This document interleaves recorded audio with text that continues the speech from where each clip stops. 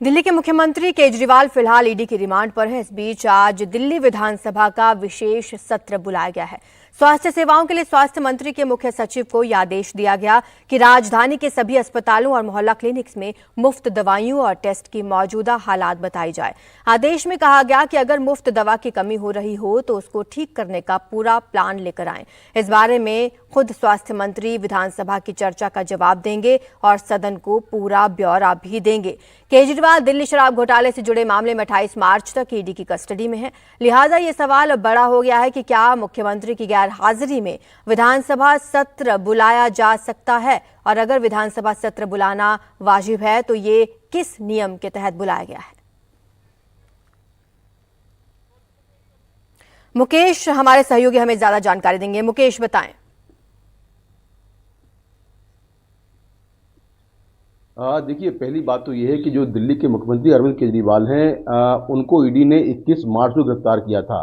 तो दिल्ली के मुख्यमंत्री अरविंद केजरीवाल ने दिल्ली हाईकोर्ट में अपनी गिरफ्तारी को चैलेंज किया था और ये कहा था कि 22 मार्च को, यानी कि 21 मार्च को अरेस्ट होने के बाद 22 मार्च को लोअर कोर्ट, जो ट्रायल कोर्ट है, उन्होंने जो अरविंद केजरीवाल को 7 दिन की ईडी की रिमांड पर भेजा था, उसको भी उन्होंने हाईकोर्ट में चैलेंज किया है।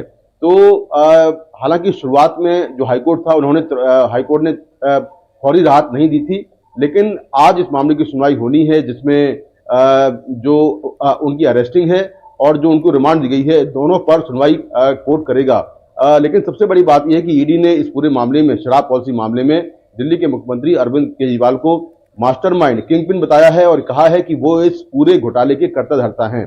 तो आमतौर पर जब कोई जांच एजेंसी किसी बड़े मामले में, छोटे मामले में किसी को अरेस्ट करती है, उसको रिमांड पर लेती है, तो उसके पास ये लीगल राइट होते हैं कि वो किसी को अरेस्ट कर सकती है या फिर उसको रिमांड पर लेकर उससे पूछताछ कर सकती है। क्योंकि जांच को आगे बढ़ाने के लिए जो एजेंसी है, उसको आरोपी से पूछताछ करनी होती है, साथ में जो सबूत मिलते हैं उनको सामने रखना होता है।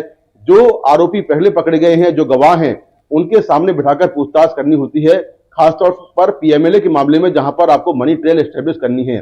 तो ऐसा लगता नहीं है कि हाईकोर्ट इस मामले में अभी कोई दखल देगा, लेकिन देखना होगा कि इस पूरे मामले में सुनवाई क्या होगी और क्या हाईकोर्ट से दिल्ली के मुख्यमंत्री अरविंद केजरीवाल को राहत मिलती है या फिर जो कुछ ईडी ने किया है, यानी अरेस्टिंग जो हुई है और जो रिमांड ट्रायल कोर्ट ने उनको दिया है, वो सही है। तो इस मामले में आज एक बड़ी सुनवाई होने वाली है, जिसमें सबकी निगाहें हाईकोर्ट पर हैं कि क्या हाईकोर्ट दिल्ली के मुख्यमंत्री अरविंद केजरीवाल को अरेस्टिंग और जो ईडी की रिमांड है उससे राहत देगा या फिर उनको हाईकोर्ट से भी झटका लगने वाला है। क्योंकि इसके पहले वो अपने सम्मन को लेकर, जो ईडी सम्मन लगातार जारी कर रही थी, सम्मन को लेकर पहले लोअर कोर्ट गए थे, फिर हाई कोर्ट गए थे, लेकिन दोनों जगहों से उनको राहत नहीं मिली थी।